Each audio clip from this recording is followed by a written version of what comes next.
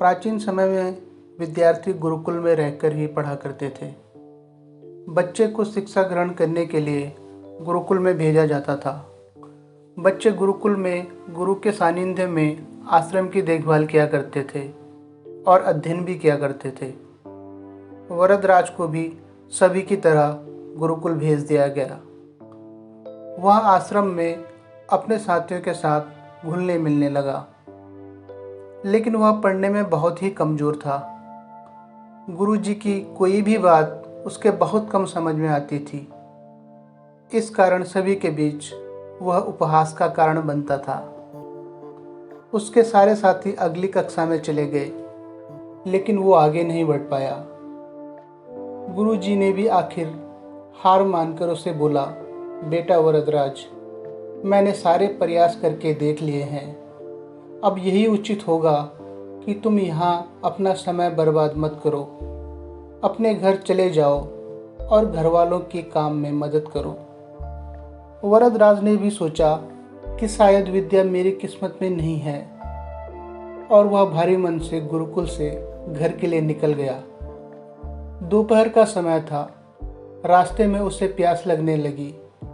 इधर उधर देखने पर उसने पाया कि थोड़ी दूर पर ही कुछ महिलाएं कुएं से पानी भर रही थी। वह कुएं के पास गया। वहां पत्थरों पर रस्सी के आने जाने से निशान बने हुए थे। तो उसने महिलाओं से पूछा, यह निशान आपने कैसे बनाए? तो एक महिला ने जवाब दिया, बेटे, यह निशान हमने नहीं बनाए। यह तो पानी खींचते समय इस कोमल रस्सी के बार बार आने जाने से ठोस पत्थर पर भी ऐसे निशान बन गए हैं। वरदराज सोच में पड़ गया। उसने विचार किया कि जब एक कोमल सी रस्सी बार बार आने जाने से पत्थर पर गहरे निशान बन सकते हैं, तो निरंतर अभ्यास से विद्या ग्रहण क्यों नहीं कर सकता। वरदराज ढेर सारे उत्साह के साथ वापस गुरुकुल आया और कड़ी मेहनत की। गुरुजी ने भी खुश होकर भरपूर उसका सहयोग किया। कुछ ही सालों बाद यही मंद बुद्धि बालक वरदराज आगे चलकर संस्कृत व्याकरण का महान विद्वान बना। दोस्तों, अभ्यास की शक्ति का तो कहना ही क्या है।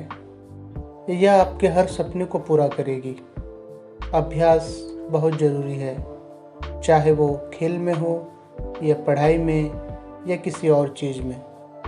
बिना अभ्यास के आप सफल नहीं हो सकते हो। अगर आप बिना अभ्यास के केवल किस्मत के भरोसे बैठे रहोगे, तो आखिर में आपको पछतावे के सिवा और कुछ हाथ नहीं लगेगा।